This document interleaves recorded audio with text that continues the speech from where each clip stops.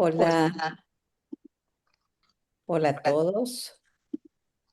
Una enorme satisfacción poder darles la bienvenida a este encuentro que forma parte del ciclo de actividades que impulsamos desde el Observatorio de Salud de la Facultad de Derecho de la Universidad de Buenos Aires como un espacio de análisis sobre estos desafíos que atraviesan al sistema de salud. Em,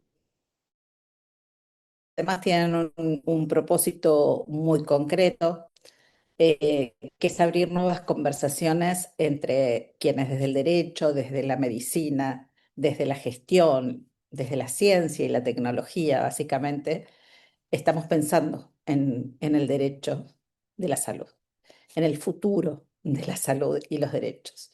Por eso quiero también aprovechar la oportunidad para invitarlos a conocer y a sumarse a nuestro posgrado de Derecho de la Salud, que es un ámbito de formación y actualización profesional que busca precisamente acompañar estos retos con una perspectiva de derechos. Gracias, doctor Mendy.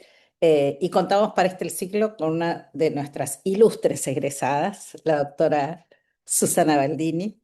La idea es que esto sea necesariamente, este espacio es interdisciplinario, Susana es médica, tiene mucha experiencia, ha sido la directora médica de la Cámara de Especialidades Medicinales, tiene muchísima experiencia, es una de las personas con más experiencia en el tema de investigación y con el subdirector del posgrado también, el doctor Diego Mendi, doctor en Derecho, que es quien está trabajando los temas de derecho y salud en la actualidad.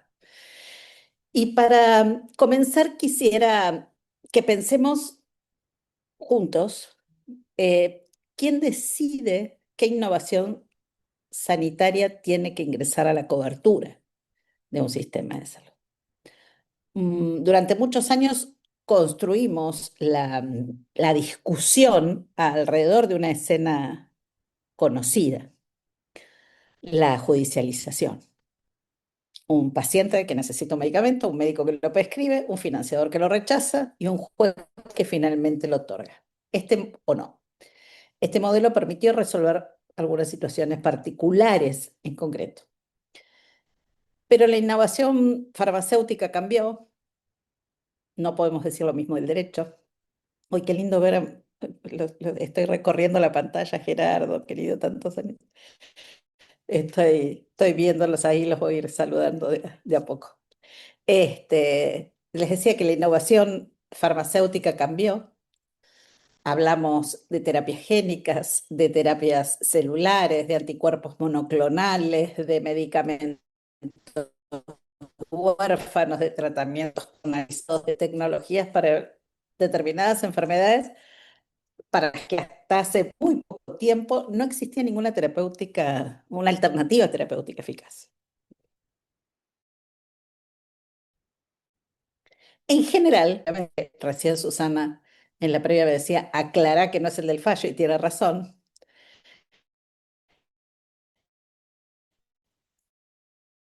Esta categoría es una categoría de medicamentos de alto costo, de alto precio, nos gusta más llamar.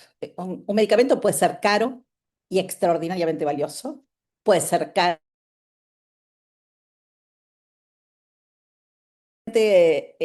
accesible, pero tener un enorme impacto en el presupuesto porque alcanza a millones de personas. Con diabetes pasa esto. Puede ser caro porque estamos frente a una tecnología nueva, con pocos pacientes, con escasa evidencia, con un mercado que no tiene competidores. Por eso, la primer innovación que queremos traerles hoy es más bien conceptual, ¿no? Distinguir entre precio, costo, valor, impacto presupuestario, hacer como algunas disquisiciones respecto de esto. Hay una publicación del año pasado de la gente de la Comisión Nacional de Evaluación de Tecnologías del Ministerio. Donato es Manuel Donato es el primero de los autores, si mal no recuerdo. Trae una definición de medicamentos de alto precio y de muy alto precio, ya corrimos la frontera, ¿no? Eran medicamentos de alto precio, ahora son medicamentos de muy alto precio. Y ellos lograron hacer un consenso que propone considerar medicamento de alto precio aquel cuyo costo anual de adquisición es igual, si la memoria no me falla, igual o superior a 1,5 veces el PBI per cápita o 15 veces el gasto de salud per cápita. Y dicen que el medicamento de muy alto precio es aquel que alcanza 3 veces el PBI per cápita o 30 veces el gasto de salud per cápita. Para tratamientos inferiores a un año, incluso en el estudio, lo que se propone es anualizar el costo. Y estos umbrales son importantes porque debiéramos revisar categorías jurídicas que no están creadas. Pero por cierto, también debemos aclarar, por lo menos es mi opinión, que no pueden ser un criterio de cobertura, ¿no? Es solo un instrumento para identificar aquellas tecnologías que requieren una evaluación especial. Y la decisión debe incorporar, además, dimensiones que tienen que ver con lo clínico, con lo económico, con lo social. El precio identifica el problema, pero no resuelve el derecho, ¿no? Esto es muy importante, porque si convirtiéramos el umbral económico en un criterio automático de exclusión, estaríamos transformando una categoría económica en una categoría jurídica. Y eso es peligroso, es muy peligroso. No estamos hablando de un bien que una persona pueda pagar de bolsillo. En la mayoría de los casos, el paciente no puede financiarlo con sus ingresos. Ninguno de nosotros podría hacerlo.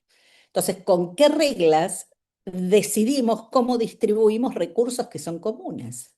Y ahí es donde el problema deja de ser eh, farmacológico y se convierte casi en constitucional. Y ese valor del que hablamos, ese alto o altísimo eh, precio, tampoco es neutral. Intervienen externalidades que tienen que ver con patentes, con exclusividad, con poca o mucha competencia, con la capacidad de negociación, con la inteligencia en la negociación, sobre todo el tamaño de mercado, las compras públicas, la regulación, la producción nacional de medicamentos, la propiedad industria, intelectual. Por eso cuando hablamos de una terapia de cientos de miles de dólares, más allá de quién va a pagar, deberíamos preguntarnos también cómo se formó ese precio, qué valor terapéutico agrega, incrementa, ¿no? Si lo justifica, qué alternativas, qué tipo de negociaciones podemos, podemos pensar. Hay algunos ejemplos en Argentina de compras conjuntas, eh, con algún resultado, incluso hasta de compras conjuntas por grupos de países.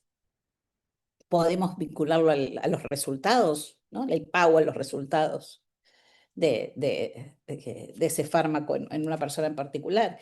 También aparece el concepto de evaluación de tecnologías sanitarias, ¿no? No como herramienta económica de cómo para ahorrar dinero, porque una buena evaluación de tecnologías sanitarias es también una garantía de derechos.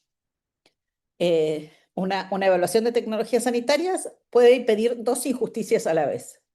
La primera, que un tratamiento eficaz sea rechazado simplemente porque es caro. Y la segunda, que se destinen recursos extraordinarios a una tecnología cuyo beneficio adicional no está suficientemente demostrado.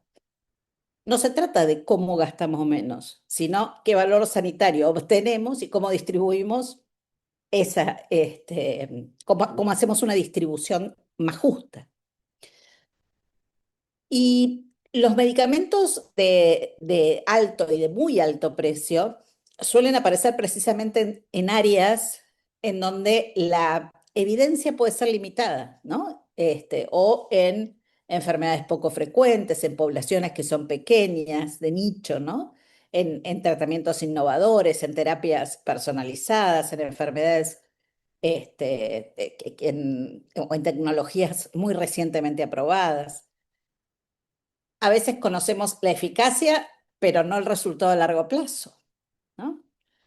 ¿Qué hacemos cuando el paciente necesita decidir ya, hoy, pero la evidencia científica todavía se está construyendo? No podemos tener como respuesta simple, como no sabemos, no se cubre. Pero tampoco, como la situación es grave, toda innovación debe financiarse.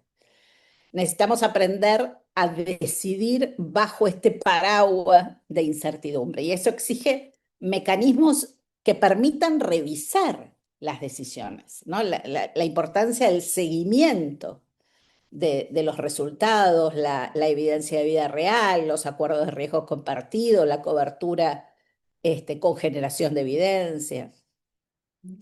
Y yo mencionaba brevemente, así en esta breve introducción que quiero traerles, que Argentina conoce esta historia. Cuando el sistema no logra responder de manera clara, uniforme, oportuna, aparece el amparo. Aparece un nuevo verbo, amparizar. Pero el amparo puede corregir una injusticia individual y tal vez producir una desigualdad sistémica. Porque si dos pacientes clínicamente equivalentes reciben respuestas diferentes dependiendo de qué financiador tienen, qué código postal tienen, qué criterio tiene ese tribunal, el derecho a la salud depende también de quién pueda ganar un amparo y no de reglas claras de acceso para que el amparo vuelva a ser lo que debiera, que es la última garantía y no un mecanismo ordinario de asignación de recursos. Para eso necesitamos sin duda mejorar las decisiones antes de llegar a judicializar. Y esto cambia también la función de los jueces, ¿no? El juez no debería convertirse en una agencia individual de evaluación de tecnologías, tampoco puede aceptar críticamente una decisión administrativa simplemente porque se presenta como económica o técnica. Y aquí esta convocatoria de hoy, que tiene que ver con el fallo de la Corte, GBR con OSDE, ¿no? Recientemente salido del horno el 7 de julio de este año, el caso Trikafta, siempre lo digo al revés. El caso es particularmente interesante porque no enfrenta simplemente el derecho a la salud y el costo, sino una terapia importada de altísimo precio contra una alternativa nacional autorizada por ANMAT. El paciente recibía Trikafta y posteriormente aparece Trixacar, otro medicamento de producción nacional con los mismos principios activos, autorizado por el organismo regulatorio, por ANMAT.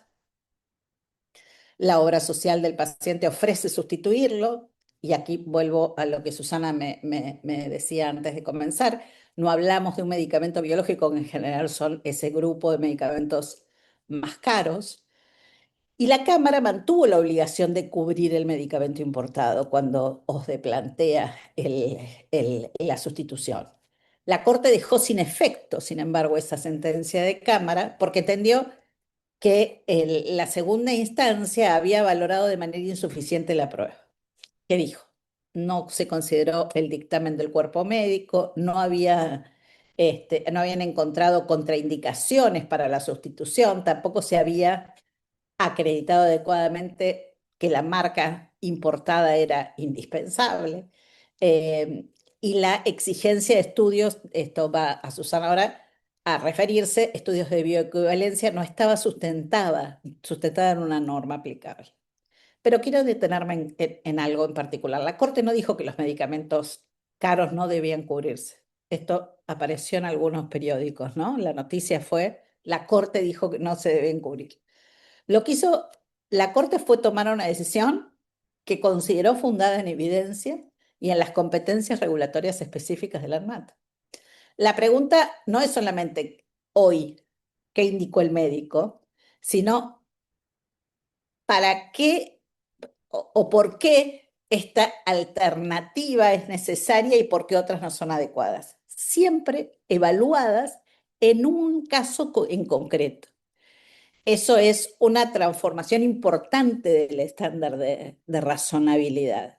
Y esto hable otros interrogantes que obviamente Promesa no va a resolver, y es qué hacemos cuando no existe alternativa, cuando es el único tratamiento, cuando la evidencia es limitada, pero el paciente tiene una enfermedad que realmente es devastadora, cuando el medicamento fue autorizado, pero todavía no fue incorporado a la política de cobertura gubernamental. Y ahí reaparece el derecho individual y es justamente esto lo que no podemos convertir, no nos permite, ¿no? Convertir la sustentabilidad en un argumento sin límites. El precio importa, pero no es el único criterio. La evidencia importa, pero tampoco puede ser perfecta en todos los casos. La autorización regulatoria importa, pero la autorización no equivale automáticamente a cobertura. La prescripción importa, pero también convierte automáticamente una tecnología en obligatoria. Entonces, estamos ante una decisión que exige ponderación. No quiero extenderme mucho más. El FCD con OSDE también, que salió esta semana de la Corte, ahora lo va a analizar Diego Mendi. Una sola referencia más que no se tiene muchas veces en cuenta en este contexto, que es la resolución 1800 del 2025 de la Superintendencia de Servicios de Salud, que autoriza o genera una plataforma digital llamada Solución Integral de Gestión de Medicamentos de Alto Costo, se conoce como SIGMAC, eh, que trata de ser un sistema oficial para la autorización, monitoreo, validación, trazabilidad de los programas vinculados a medicamentos de alto costo y estableció su utilización obligatoria en los programas que existen y en los programas futuros de la superintendencia. Veremos qué ocurre, qué ocurre hacia adelante. Pero me parece que voy a finalizar con esto, después vamos a continuar charlando. Eh, Hay un argumento que se utiliza constantemente que es no hay recursos para todos. ¿Cómo decidimos para quién hay recursos entonces? Y sobre todo, ¿cómo construimos un sistema capaz de decidir de manera justa qué innovación financiamos, para quién, cuándo, con qué evidencia y a qué precio? Si conseguimos responder esta pregunta, vamos a dar un paso importante. Vamos a dejar atrás el alto precio como un problema financiero y vamos a empezar a tratarlo como lo que realmente es, un problema de derechos, pero sobre todo de gobernanza sanitaria. Les agradezco mucho y le paso la palabra a Susana Baldini, y a Diego Méndico Postería, que son los importantes en la reunión de hoy. Bueno, ¿qué tal, Marisa? Qué difícil, ¿no? La pequeña tarea que nos dejaste para solucionar esos interrogantes. Yo venía a traer más preguntas en realidad. No sé si es válido también. Claro, es justamente lo valioso de este espacio, ¿no? Es generar estos espacios de discusión. Así que adelante, generemos preguntas. La idea era compartir unas diapositivas pequeñas, son para ilustrar los términos técnicos que aparecen en el fallo, así después cuando Diego toma la discusión del fallo, lo pueda hacer un poco más liviano. Y acá empezamos con los nombres técnicos, ¿no? Lo que nosotros normalmente escuchamos mucho hablar de bioequivalencia, pero en realidad de lo que se habla es de la equivalencia terapéutica. O sea, la bioequivalencia es nada más que una manera de determinar la equivalencia terapéutica. ¿Qué es que sea un equivalente terapéutico? Que no importa si yo tomo un equivalente farmacéutico o una alternativa farmacéutica, y ahora les voy a decir cuál es la diferencia, lo que yo tome, o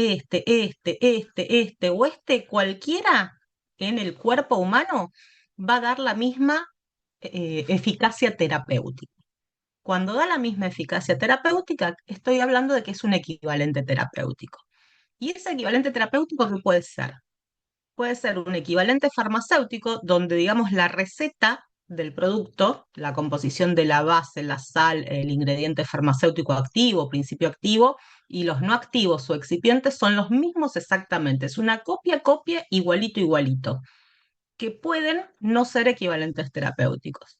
Por ejemplo, hay casos de donde se analiza la bioequivalencia, que es una manera de hacerlo, o la bioexención, que se hace in vitro, no se hace in vivo, y se ve que no es igual el medicamento y que por lo tanto no va a ser el mismo efecto terapéutico. Por ahí es un 10% de equivalencia, un 30%, y entonces al no ser un equivalente terapéutico, no se puede usar o no debería usarse. Y la alternativa farmacéutica puede ser un comprimido y una cápsula, donde acá la cajita de afuera, ¿no? Lo que contiene el producto es lo diferente, o uno dice cloruro o una sal que puede tener un nombre más raro y que se utiliza para una diferente liberación, digamos.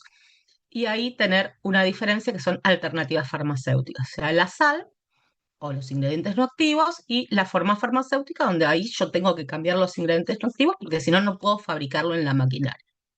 Si eso lo determino por un estudio in vivo, o sea, con seres humanos, hablo de una bioequivalencia, y si lo hago por una disolución in vitro, hablo de una bioexención. En estos dos casos vemos, en todos los casos van a ser sólidos de administración oral. Por eso es importante cómo se va a determinar según las características que tenga esa molécula que se está utilizando.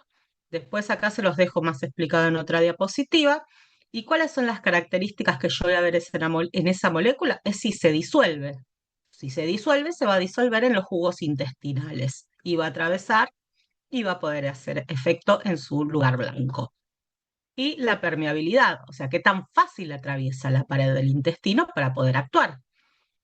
Según lo que sea, se determinan en clases farmacéuticas, que bueno, no importa que sepan los nombres obviamente, pero siempre lo mejor es cuando tiene alta solubilidad y alta permeabilidad, lo más fácil va a ser seguramente dar la equivalencia terapéutica por una comparación in vitro. Eso se llama proceso de bioexención. Si es al revés, que no se disuelve y no atraviesa fácil la membrana, seguramente lo tenga que ser en vivo. Y bueno, los otros casos se manejan en general caso a caso, según la clase que sean. Pero eso es para tener una idea general. ¿Por qué me importa que se disuelva y que atraviese el intestino? Porque nunca va a llegar sino al lugar donde tiene que ejercer la acción y por eso no va a ser un equivalente terapéutico. ¿Cuál es el marco regulatorio con el que surge esto? La OMS empezó en el año 96 con los primeros documentos técnicos sobre este tema. Hoy ya no los inicia la OMS, sino que los inicia la ICH, que es el International Conference of Harmonization. Después sacó un documento la OPS, la Organización Panamericana de la Salud, que también es parte de la Organización Mundial de la Salud, y dentro de la OPS hay un grupo que es una red que hacen armonización regulatoria para productos farmacéuticos, que en 2008 sacó un documento técnico, bueno, lo sacó antes, pero Argentina lo firmó en el 2008. Y después, a partir de todos esos documentos, no después de esto, ¿no? Pero mm, más cerca de la OMS que de lo que es la OPS, FDA y EMA, las autoridades regulatorias de Estados Unidos y de la Comunidad Europea, respectivamente, sacaron sus propias legislaciones o marcos normativos para pedir que se haga equivalencia terapéutica en todos los sólidos orales. Ellos lo sacaron universalmente para todo, o sea, todo lo que se registra tiene que tener esto. ¿Qué pasa? Si el producto se registra por primera vez, no va a haber ninguna equivalencia porque es el primero.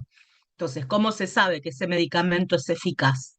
Porque se hicieron estudios clínicos. Los estudios clínicos de fase 1, fase 2 y fase 3 se hacen para determinar la seguridad y eficacia, o sea, que haga efecto en el ser humano de ese medicamento. Por eso el producto innovador no tiene una bioequivalencia, porque no tiene nada que compararse y porque tiene un desarrollo clínico completo. O sea, si lo que pensamos, porque muchas veces piensan, a este producto le exigen que además haga bioequivalencia. En realidad, como no hace todo el desarrollo clínico, se reemplaza eso por una bioequivalencia o un análisis de equivalencia terapéutica, bien sea in vivo o in vitro. No es algo adicional, es algo que permite mostrar que toda la evidencia clínica recogida se puede aplicar en esa copia. Y después, a nivel nacional, cada autoridad fue regulando en todo el resto del mundo. ¿Qué es lo que pide el estándar internacional?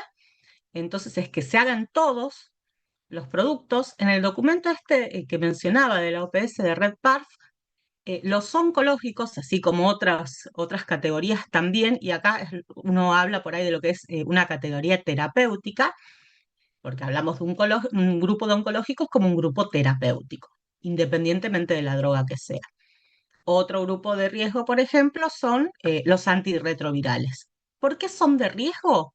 Porque imagínense ahí que para saber si está haciendo el mismo efecto, voy a depender de una variable que es difícil de reconocer. Yo no sé si el medicamento no hace efecto porque no funciona bien, no funciona de la misma manera en el cuerpo humano, o la enfermedad está progresando. Entonces, cuando existe esa variable que es difícil de diferenciar, es un producto de alta prioridad. Y existe una convergencia regulatoria que lleva a lo que se llama el reliance o confianza regulatoria. Esto en el manual de ANMAT, la autoridad sanitaria, como casi todas las autoridades sanitarias, adscriben que debe hacerse esa confianza regulatoria, es decir, si alguna autoridad reconocida hace una aprobación o pide determinada información, debe considerarse converger hacia ese principio que están teniendo. ¿Qué hace Argentina? Empieza muy tempranito, y las primeras moléculas, ellos sí empezaron parcialmente con una lista positiva, o sea, no decían a qué medicamento no hay que hacerle, sino decían a esto sí o sí hay que hacer una equivalencia terapéutica. Y el resto quedaba fuera de la legislación. ¿Cómo lo legislan? En realidad lo regulan por disposiciones. Esa lista parcial fue muy al hueso y de vuelta fue pionero en la región cuando se construyó. En ese momento se participaba dentro de los grupos de bioequivalencia, equivalencia terapéutica de la OPS, del doctor Bolaños, no sé si alguno lo conoce, ha sido un gran pionero en ese, hoy ya fallecido lamentablemente, pero fue muy pionero de punta y con mucho conocimiento sobre ese tema. Esto fue avanzando durante el tiempo, agregando algunas moléculas, algún que otro grupo terapéutico. Fue el caso de una disposición, por ejemplo, que agrega antirretrovirales, que como les decía es otro grupo de riesgo. Y hubo una modificación en 2020 que excluyó a toda la categoría de oncológicas. Esto fue discutido, llegó a nivel del Poder Legislativo y fueron de jefatura de gabinete a dar ciertas explicaciones, pero esta disposición hoy sigue con vigencia, ¿no? Esta disposición lo que hace es excluir a la categoría de oncológicos para que registren productos como innovadores. Esto, que ese estudio se haga para exportar el producto. En el caso de que ese requisito, como pasa en todo el mundo, sea para exportarlo, se permite que se realice el estudio clínico, no para la población argentina. Esto suena raro y es raro. Y por otro lado, fue surgiendo lo que es el manual de Reliance, donde sí reconocen la confianza regulatoria que va en las normas y en las evaluaciones que hacen otras autoridades sanitarias, que también por ahí parece un poco en contrapartida y por ahí es una cosa que también se puede analizar o preguntar. Y acá un pequeño benchmarking, no nos vamos a ir a muchos países, pero como vemos en Estados Unidos, en Brasil, en México, la exigencia de realizar equivalencia terapéutica es más que nada universal. En Chile, Colombia y Argentina se ha hecho más que nada por listas positivas, donde se dice a esto sí hay que hacérselo y esa lista va creciendo, o la idea es que vaya creciendo en el tiempo. En Argentina, bueno, tuvo este crecimiento y después que se quitaron los oncológicos. Y va vinculado también a si esto se identifica en el empaque del producto. En Estados Unidos se identifica, y de hecho hay un vademecum especial que se llama el libro naranja, donde uno puede ver cada producto y cuál es la declaración que tienen. Es muy fácil de identificarlo, lo mismo en los otros países. En Argentina es un poco más complicado porque hay algunos listados que publican más, pero uno tiene que entrar a una página particular, ir a ver el listado de qué drogas están obligadas y después ver otro listado de qué productos han presentado los estudios de bioequivalencia. Así, y no se sabe si se hizo una bioexención o no. Solo se pone cuando se hace el estudio y no figura en el prospecto. Para resumir un poco, acá, en lo que sería la jerarquía normativa, no tenemos ley de genéricos, no tenemos ley de intercambiabilidad de medicamentos. Esto es, a veces en otros países fue el inicio para regular este tema, por lo tanto tampoco hubo decreto reglamentario, pero sí tenemos las disposiciones, son muchísimas disposiciones, son más de 40 disposiciones que regulan este tema, así que también son de interpretación un poco compleja. ¿Y cómo se hace este registro de los medicamentos hoy por hoy? El laboratorio tiene que ver si el IFA está en el ingrediente farmacéutico activo, IFA está en el listado positivo, entonces en ese caso, si es el producto innovador, puede pedir que lo aprueben como producto innovador. ¿Qué pasa? Si no es el innovador, pero es el primero que se registra, puede pedir que lo registres como innovador. Esto funciona así, aunque no tenga el cuerpo de investigación clínica de fase 1, 2 y 3, que es la idea del producto innovador. Esto se puso porque había moléculas que hacía muchísimo tiempo que se comercializaban y ya no se sabía quién había sido el innovador o no se conseguía más el innovador en el mercado. Pero hoy en día, por ejemplo, por esta vía se registró el producto Tricaxel, que es lo que venimos a dar ejemplo. Y luego el que sigue a ese producto innovador, se tiene que comparar con el producto en referencia, que es ese innovador o primero registrado. Si ese medicamento no está en el listado de productos, perdón, de principios activos, no se pide ningún estudio de equivalencia, ni in vitro, ni en vivo, ni nada. Acá les dejo el documento en el cual Argentina se compromete frente a la OPS para seguir realizando el incremento del marco regulatorio al respecto. Y los dejo, como les prometí, con más preguntas, ¿no? ¿Cuál sería el objetivo de la equivalencia terapéutica? ¿El objetivo es cumplir con la regulación de ANMAT o garantizar que el efecto sea el mismo en la persona y en el grupo de riesgo? ¿No? O sea, el objetivo es el cumplimiento de la norma de aquí o lo que se sabe que sirve para demostrar esa equivalencia, es defecto en la persona. Después, ¿por qué sería justificable que la comparación en un estudio de bioequivalencia en pacientes, que en general se hacen pacientes, son voluntarios sanos, es éticamente aceptable? O sea, uno la puede hacer y puede pedir ser producto de referencia eh, solamente, o sea, hoy producto de referencia no se puede hacer en oncológicos, pero yo puedo hacer ese estudio clínico si es para exportar el producto porque en Colombia me piden que tenga bioequivalencia. Si yo quiero hacer el estudio para venderlo a la población argentina, no lo puedo hacer. Entonces, ¿por qué es algo éticamente aceptable para la población extranjera, pero no para la argentina? Después, el medicamento, como decíamos, ¿no? El rol de regular los medicamentos es que sean seguros, eficaces y de calidad. ¿Cómo se está garantizando eso hoy? Y después, si la autoridad hoy mismo, ¿no? En Argentina se reconoce, y muchísimas otras autoridades lo hacen, la idea de converger y de tener esa confianza regulatoria a las autoridades sanitarias de reconocimiento ya completamente aceptado, sería necesidad de avanzar entonces con este estándar de tener una equivalencia terapéutica para cualquier molécula y ya no más un listado positivo, o al menos ir progresando en un listado positivo. Eh, También, bueno, no lo ponemos acá, pero por ahí también medir qué tanto se está verificando en ese listado positivo, porque ese es otro tema que, bueno, es más difícil de controlar, pero también sería por ahí otra pregunta extra.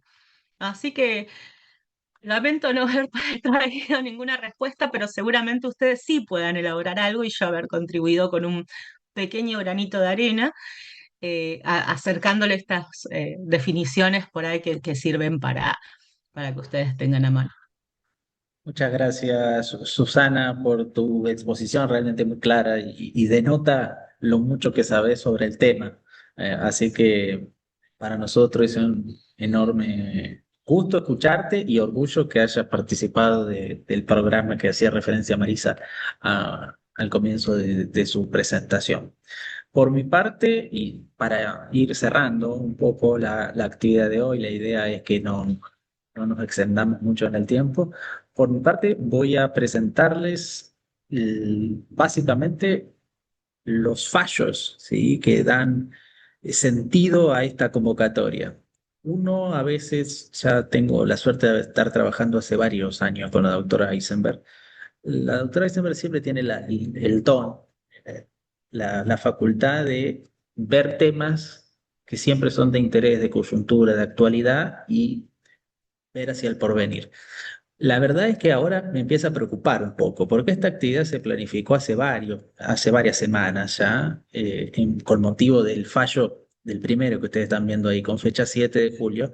Ella propone la fecha 10 de agosto, pero la verdad que me empieza a preocupar que con anterioridad, 4 días antes, el 6 de agosto, surja también otro fallo en esta misma temática de la Corte contra la misma prepaga, en fin. La verdad es que los poderes para conjeturar los problemas del derecho de la salud actual, la doctora Eisenberg todavía no los pierde.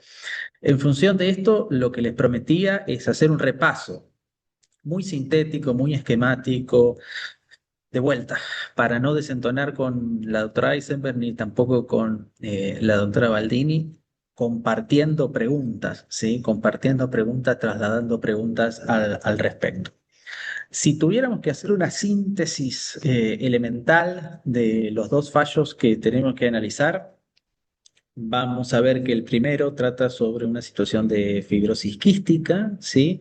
Donde hay una tensión entre dos medicamentos, Trikafta, que ya fue mencionado, que es importado, y después otro nuevo, ya nacional, que está registrado en ANMAT, que en teoría tiene iguales componentes, donde la Cámara, en este caso, ordena la cobertura 100% del medicamento importado y lo que hace la Corte es revocar y reenviar generar una nueva solución en función de que se considera que el fallo de Cámara es arbitrario, veremos esas razones. Y luego tenemos otro fallo también contra la misma prepaga de la fecha del 6 de agosto del 2026, es decir, apenas de la semana pasada, donde hay una lesión en una rodilla que hace necesaria una serie de implantes, tiene como elemento común que la práctica, con el elemento común con el fallo anterior, quiero decir que la práctica está fuera del PMO, con prestadores que son ajenos a la cartilla, incluso hay una fase que es en el exterior. La Cámara nuevamente ordena una cobertura integral y lo que encontramos nuevamente en la Corte es una revocatoria de ese fallo, un reenvío acusando arbitrariedad y veremos los motivos. Es decir, la misma Corte con una integración idéntica, que esto es difícil de encontrar a veces porque, bueno, los últimos años la integración de la Corte ha sufrido modificaciones, siempre decreciendo, ¿no? La misma prepaga demandada, muy poco tiempo de diferencias y en ambos casos se producen revocatorias por arbitrariedad. Pero vamos con el primer fallo, ¿sí? El primer fallo tiene una línea temporal, ¿sí? Esto comienza en el año 2017. En el año 2017, estamos hablando de casi 10 años, aproximadamente 9 años. Arranca con un amparo. Hay un paciente con fibrosis quísticas que entonces era menor de edad, que reclama a OSDE una medicación que es prescripta por su médico. 3 años después, en el año 2020, se amplía el objeto, ¿sí? Triple terapia modulada aprobada por la FDA, en Estados Unidos. Hay una cautelar de provisión del Trikafta, que era importado por uso compasivo a través de ANMAT. La novedad es que en el año 2021 ADMAT registra otro medicamento de producción nacional de iguales componentes, de acuerdo a lo que establecen la disposición de que ustedes ven en pantalla, y ahí OSDE se ofrece a sustituir la cautelar.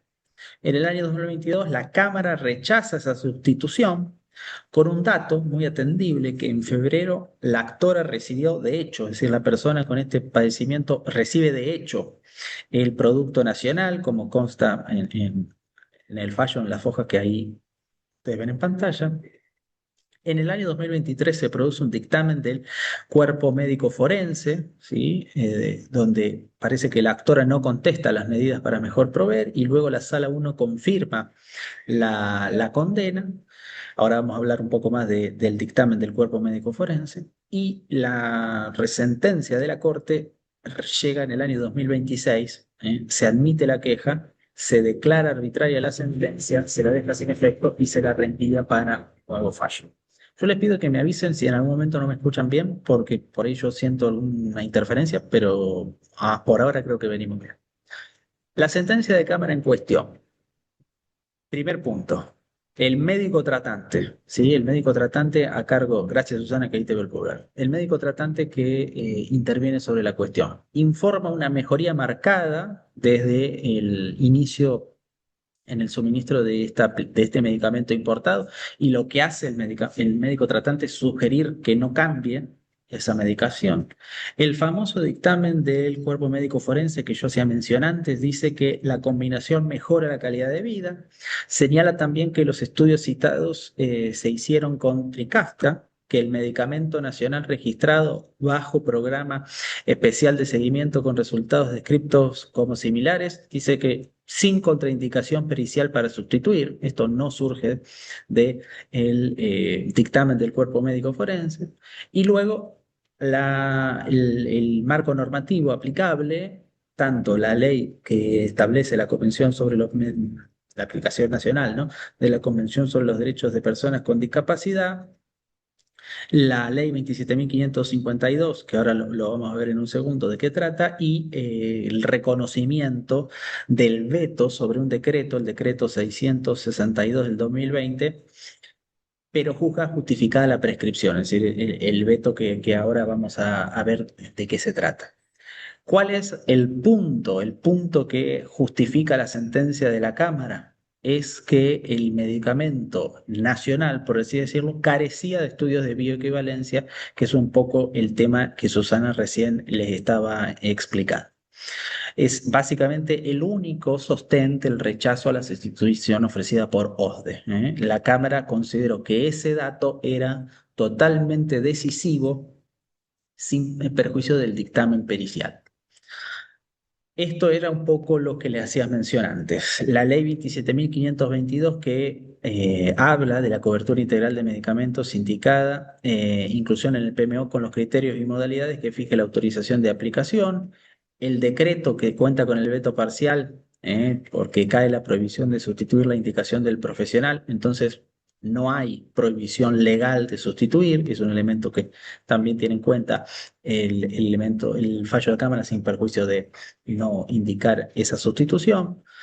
Eh, el rol que ocupa el Ministerio de Salud como autoridad de aplicación y el Consejo Federal, el Consejo Asesor Federal para Guías y Protocolos de Tratamiento, es decir, se reconoce esa autoridad en materia de autorización de medicamentos. Bueno, hay una disposición, la 2/22, sobre la canasta de medicamentos para fibrosis crística, que es previa a la intervención del Consejo Asesor, que incluye la terapia triple moduladora, y en fin, otros montones de legislaciones y regulación adicional. Piensen ustedes en el decreto de 1992 que ven al final de la pantalla con las competencias específicas de ANMAT en el control y la fiscalización de medicamentos, que la Corte las tiene muy presentes al momento de su fallo. ¿En qué se agravia OSDE básicamente? Por eso constituye el recurso de queja por arbitrariedad hacia la Corte, que la Cámara se aparta de la solución normativa y que valoró de manera inapropiada la prueba. Dice también que el médico tratante nunca afirmó que el producto nacional estuviera contraindicado, simplemente se limita a señalar su voluntad, por así decirlo, de continuar con el tratamiento en las condiciones actuales. Señala también que la bioequivalencia no es exigible porque dice que esos estudios no son obligatorios para comercializar este producto en la Argentina y la Cámara discute una eficacia y una seguridad que ni ADMAT ni el dictamen del cuerpo médico forense ponen en discusión. Otra pregunta interesante que es la decisión final, ¿sí? Si los tribunales se encuentran en situación de poder definir aspectos que, en teoría, órganos especializados, como ni hablar ANMAT, o incluso el cuerpo médico forense, toman relevancia. Entonces, eso es lo que constituye los agravios de OSDE, teniendo siempre presente que hay materias que no se discuten. No se discute la conveniencia médica de la triple terapia moduladora y tampoco se discute la obligación de OSDE de cubrirlo de manera integral. Lo único que estaba diciendo OSDE es, quiero cubrir otro medicamento y no es precisa y exactamente eso, ¿sí? Ahora, la decisión de la Corte en el primer fallo que nosotros estábamos analizando. Podríamos decir que tiene tres puntos que, a juicio de la Corte, y yo me estoy limitando a reproducir eso, tres elementos que la Corte considera como deficitarios, transformando el fallo de Cámara en arbitrario. El primer punto es algo que la Corte, no con estas expresiones, por supuesto, considera es que la pericia fue leída parcialmente al momento de la interpretación por la Cámara. ¿Por qué? Porque el cuerpo médico forense en ningún momento dice que el importado fuera el único tratamiento posible y que de hecho la conclusión que debe extraerse de esa pericia es más bien la contraria. Este es un extracto estricto y literal del fallo. Desde el punto de vista estrictamente pericial no surge ninguna contraindicación para sustituir el medicamento importado. En ningún momento se desprende de eso de la pericia. Luego, hay un elemento que la Corte considera muy presente, que es el silencio de la actora, en la medida que no contesta las medidas para mejor proveer y que pedía a su médico precisar justamente si Trikafta era insustituible o si en cambio el medicamento nacional estaba contraindicado, porque ocurrió en los hechos que en febrero de 2022 la paciente recibió una dosis de ese producto nacional. Y luego, lo que hacíamos mención antes, la bioequivalencia sin base normativa, porque dice que la exigencia no fue respaldada en norma alguna, algo que señala la Corte, que los principios activos no integran el listado de ANMAT a esos efectos, ¿sí? Al menos en lo que la Corte establece que la consulta del sitio oficial de ANMAT en fecha 30 de junio del 2026 arroja.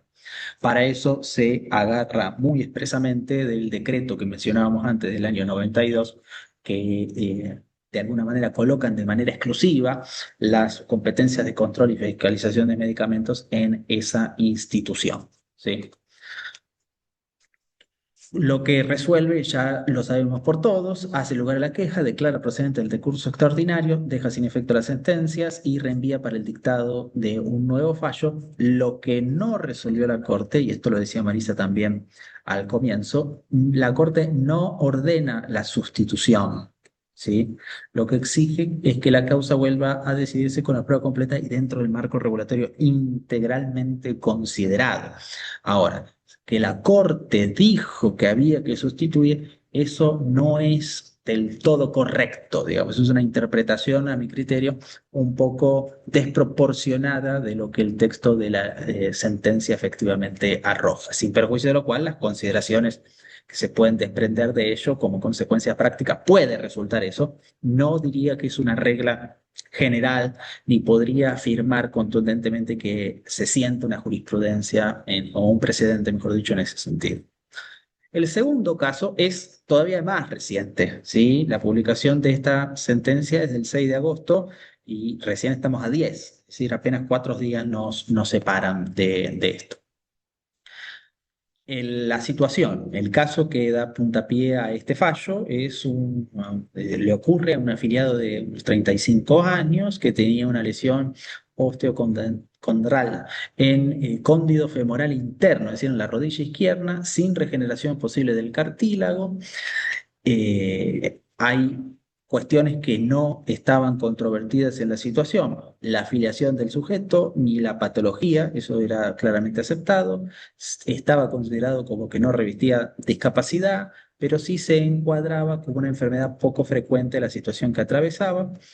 La cartilla de orden excluye prácticas experimentales o sin aval científico de manera preliminar, y que es lo que que detona la presentación reclamada, que detona el caso. Hay, en primer lugar, una biopsia de cartílago sano, reparación y evaluación de meniscos, evaluación de superficie dañada. Se envía una muestra, ¿sí?, a un centro clínico en Madrid, en España, y de ahí surge la necesidad de un implante. ¿Sí? De un implante en el Sanatorio de los Arcos con un prestador que era ajeno a la cartilla de OSDE. ¿Qué ocurre en la Cámara Federal de Paraná? En un voto por mayoría. Dice que el implante está avalado científicamente por un informe que atribuyen al Hospital Austral y es el tratamiento más apto según el médico tratante. Se establece que en el programa médico obligatorio lo que se contiene es una enunciación no taxativa que es mutable ante nuevas técnicas, algo que es muy trabajado por mucha jurisprudencia, que los prestadores de OSDE, los que efectivamente figuran en esa cartilla, no realizan la cirugía requerida y que la pericia no producida, es decir, OSDE la consintió al no impugnar el pase a sentencia, no en ningún momento hizo alguna contravención sobre la pericia. ¿En qué se agravia OSDE?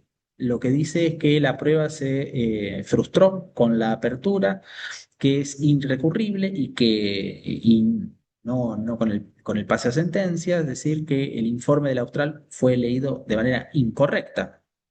¿Por qué? Porque lo que decía eran que apenas había resultados promisorios con información aún limitada en estudios randomizados controlados, es decir, la interpretación que OSDE hace de ese informe no es tan concluyente como el de la Cámara lo hace parecer, y que, bueno, hace referencia a una serie de leyes que dice que los prestadores externos y una fase en el extranjero exceden las posibilidades de diferentes leyes que hacen a derechos del paciente, incluso también del programa médico obligatorio. La idea de contratar prestadores externos, incluso realizar partes de la terapia, del tratamiento en el exterior, exceden ampliamente esa cobertura. La Corte resuelve este caso remitiendo al dictamen de procuración, por eso es que el dictamen es una cosa que merece la pena ser tenido en cuenta. Primero hay un examen, como siempre, procesal que declara admisible el caso. En relación al estándar sustantivo, el programa médico obligatorio se dice no es un techo para las enfermedades poco frecuentes. Fuera del programa se exige aval científico de adecuación médica, citando otros antecedentes de la Corte.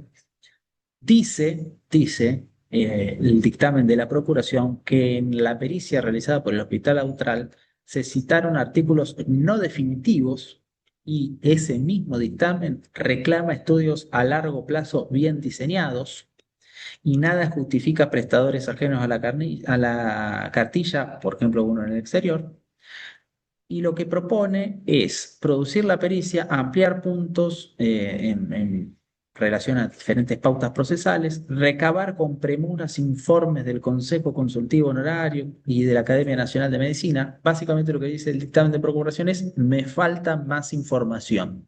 ¿Sí? Falta más información para declarar que efectivamente esto es necesario. Entonces, la decisión de la Corte, por un lado, de vuelta, la interpretación de la prueba científica. La lectura del informe del Hospital Austral fue manifiestamente arbitraria porque omitió la salvedad sobre la información aún limitada de los estudios controlados realizados.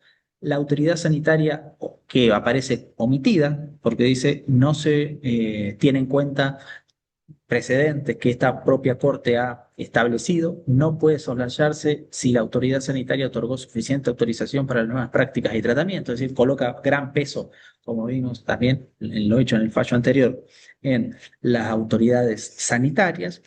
Y dice, la sentencia no dio razones para obligar a OSDE a brindar prestadores e instituciones ajenas a sus cartillas, incluso, sobre todo cuando una de ellas está situada en el exterior.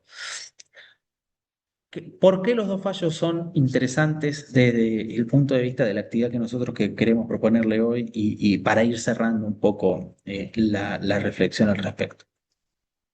Tienen un punto en común, claramente, que es la manera en la cual la Corte impugna la interpretación realizada sobre la prueba científica, ¿sí? En ambos casos se considera que hay una interpretación parcializada, ¿eh? Y no lo suficientemente rotunda ni estricta como estas situaciones prevén. En ningún momento podríamos decir que de manera expresa se niega un derecho, pero sí se establece una pauta, un estándar interpretativo que es bastante celoso en estos términos, ¿sí? Son problemas de muy difícil resolución, no cabe duda, pero hay un recelo que la Corte establece al momento de la lectura de las prueba científica. En el primer caso, la cobertura no está puesta en duda. Lo que sí se discute es la sustitución entre productos registrados en condiciones de igual composición, en teoría. Y en el segundo caso, sí se discute la cobertura, en la medida de que es necesario una evidencia científica un tanto más sólida. Por eso, si bien de alguna manera están hermanados en lo que hace al tratamiento de medicamentos de alto costo, o la financiación de medicamentos de alto costo, los dos casos no son exactamente iguales porque hay puestos o asuntos controvertidos, ¿sí? Para finalizar, si uno tuviera que extraer algunas pautas en base a estos dos precedentes de la Corte que sin lugar a dudas establecen cierto horizonte. En primer lugar, ahí tal vez la palabra dogma pueda parecer un poco fuerte, pero la Corte ha dejado claro que la prescripción del médico tratante es apenas un punto de partida, apenas un punto de partida. También que la evidencia científica necesariamente debe ser ponderada de manera integral, es decir, con amplitud, con amplitud, coloca un peso muy significativo en la autoridad sanitaria, en ANMAT, en el Ministerio de Salud, pero específicamente en ANMAT. También está muy presente en los fallos de la Corte las problemáticas sobre las cargas probatorias efectivas, es decir, quien pide y quien niega deben acreditar, ambos deben acreditar. Quien pide debe acreditar específica y razonadamente los motivos por los cuales ese pedido y no otro es el necesario para satisfacer su pretensión. Y luego,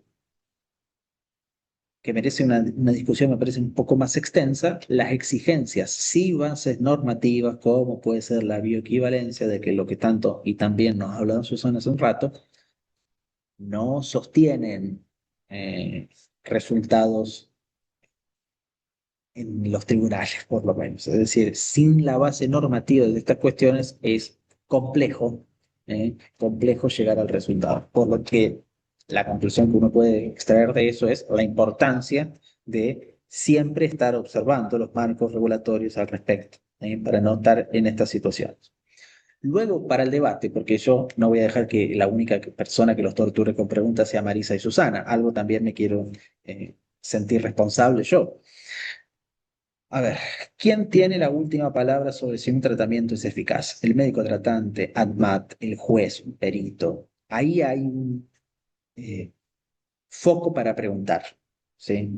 ¿Pueden coexistir esas autoridades o necesariamente una desplaza a las demás? Si ADMAT dice una cosa y el médico tratante dice otra, bueno, ahí hay temas para pensar. Algo de esto también decía Marisa al principio. El amparo de salud fue diseñado para resolver urgencias, no para producir pruebas científicas complejas. Hay que reformar las normas procesales, hay que adaptar las reglas de prueba dentro de ellas, Digamos, en qué medida el proceso convencional, el proceso clásico, permite dar respuestas a estos interrogantes de salud que a veces son tan complejos. Digamos, ¿quién se encuentra en mejor posición para resolverlo?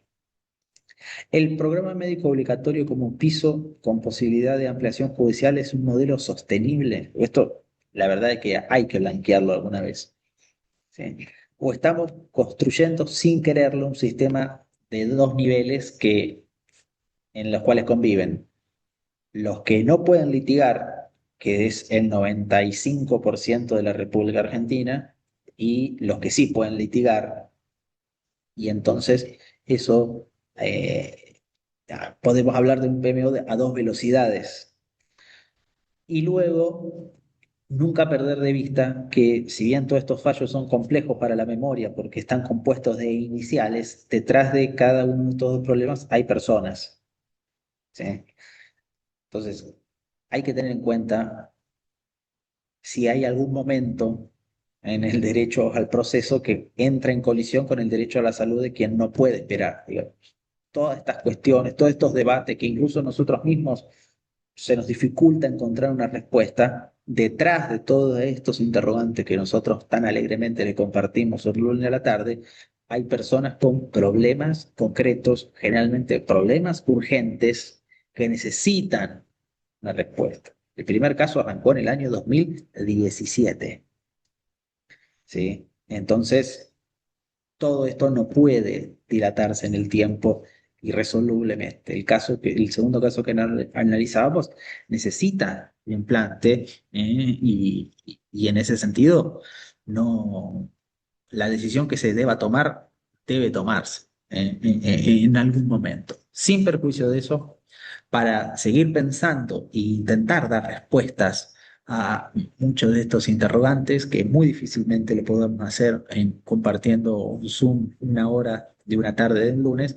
Desde el observatorio nosotros los invitamos a todos, aquellos que estén interesados, a participar de esta edición del año 2016 en nuestro clásico programa de Derecho de la Salud, y a los desafíos, nosotros le decimos de la era digital, pero de los desafíos actuales, comprende los problemas digitales y los abarca. Vamos a charlar y conversar detenidamente sobre medicamentos de altos costos y millones de problemas que se nos presentan diariamente.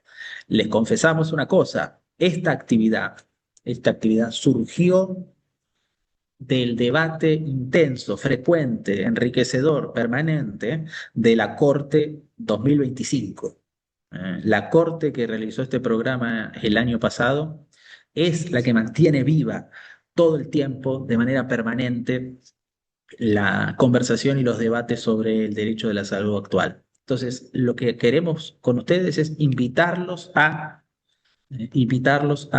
seguir pensando juntos todos estos problemas. Las sentencias de la Corte que nosotros estamos conversando esta tarde son decisiones muy importantes, muy atendibles al respecto, pero hay que observarlas quirúrgicamente, ¿sí? Para no extraer conclusiones que no son del todo las que en el texto de la sentencia están presentadas. Por supuesto, establecen direcciones, pero no de manera tan contundente como alguien podría creer. Son las 6:41 de la tarde. El objetivo de esta reunión no era extendernos muchos más allá de esto, sin perjuicio de que esto está siendo grabado y luego lo dejaremos a disposición en el canal de YouTube del Observatorio y en todas sus redes sociales. Yo les agradezco enormemente el interés que nos han manifestado por esta actividad que ha desbordado incluso nuestras expectativas, para serles muy sinceros, y agradecerle a Marisa, sin lugar a dudas, a Susana, que tan dedicadamente ha abordado la problemática, a todos ustedes por la atención que nos han prestado. Les dedicamos un enorme abrazo, un enorme cariño, y ustedes saben que en la página del observatorio, en su mail, que todos ustedes han escrito para inscribirse, pueden encontrar las siguientes actividades. Tenemos una agenda de actividades muy cargada de acá a fin de año, Creo que hay ya más de 5 actividades ya programadas. Ustedes están siempre cordialmente invitadas a estas y a mucho más. Le vamos a hacer llegar el material y le vamos a hacer llegar el video de esta exposición por si alguno de ustedes quiere volver a repasarlo. Cualquier inquietud, nosotros estamos a disposición a través de las redes del observatorio para lo que necesiten. ¿Sí? Les mandamos un Gracias, fuerte abrazo. Diego. Gracias, Daniel, por el comentario absolutamente pertinente. Permítanme saludar especialmente a quienes veo aquí, a nuestros queridos exalumnos de grado y de posgrado. Ahí lo veo también a Ronan, ya lo había saludado a Gerard, a Sebastián, a Luis Chiapara, que lo veo también por ahí. Bueno, no quiero olvidarme de nadie, pero quiero mandarles un saludo muy especial a cada uno de ustedes. Y como siempre, todos aquellos temas que sean de interés, ustedes saben que el observatorio tiene esta capacidad de liderar estos temas desde la Facultad de Derecho de la UBA. Todo lo que ustedes consideren de interés, mándennoslo como propuesta, si alguien quiere incluso seguir conversando respecto de estos temas, seguir investigando. Nosotros tenemos las puertas abiertas para recibirlos. Así que un placer, y nos vemos en la próxima actividad. Creo que no hay ninguna mano levantada al contestar el comentario que me llegó de uy, hay un montón ahora nuevos, de Daniel, Francisco, muchas gracias, Carola, Natalia. Así que, bueno, un enorme saludo para cada uno de ustedes.